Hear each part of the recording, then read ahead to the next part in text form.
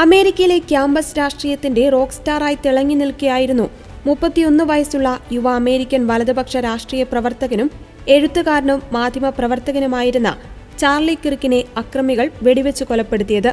അമേരിക്കയുടെ പാരമ്പര്യവും വിശ്വാസവും ഉറക്കെ പ്രഘോഷിച്ച ചാർലി ഉറച്ച ദൈവവിശ്വാസിയുമായിരുന്നു. ജൂലൈ 16 സംപ്രേഷണം ചെയ്ത റിയൽ അമേരിക്കാസ് വോയ്സ് എന്ന പരിപാടിയിലെ ദി ചാർലി കിർക്ക് ഷോയുടെ എപ്പിസോഡ് വളരെ ശ്രദ്ധേയമായിരുന്നു. പരിശുദ്ധ അമ്മയെ നാം വേണ്ടവിധം പരിഗണിക്കുന്നില്ല. ആദിമ ക്രിസ്ത്യാനികൾക്ക് പരിശുദ്ധ അമ്മ വളരെ പ്രധാനപ്പെട്ടവളായിരുന്നു.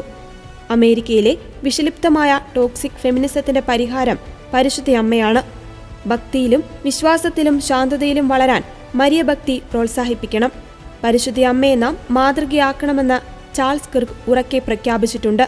Mary is a phenomenal example and I think a counter to so much of the toxicity of feminism in the modern era. അദ്ദേഹത്തിന്റെ പ്രഭാഷണം കേൾക്കാൻ ആയിരക്കണക്കിന് വിദ്യാർത്ഥികൾ യൂട്ടായിലെ ഒരു കോളേജിൽ ഒത്തുകൂടിയപ്പോഴായിരുന്നു അവർക്ക് മുന്നിൽ വെച്ച് ചാർലി കിർക്കിനെ അക്രമികൾ കൊലപ്പെടുത്തിയത്.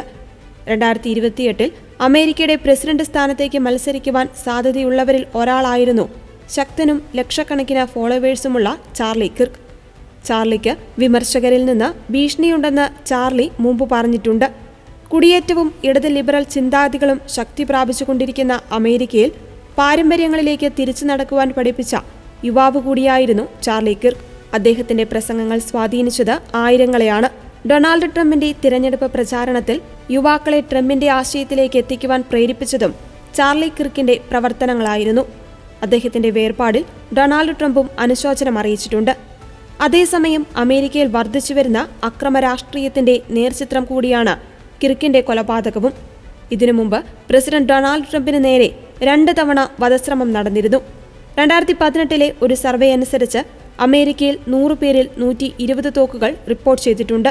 ലൈസൻസ് ഉള്ള തോക്ക് അമേരിക്കയിൽ വ്യാപകമായി പലരുടെയും കൈവശമുള്ളതിനാൽ സാമൂഹ്യ സുരക്ഷയും പലപ്പോഴും ചോദ്യം ചെയ്യപ്പെടുന്നുണ്ട്.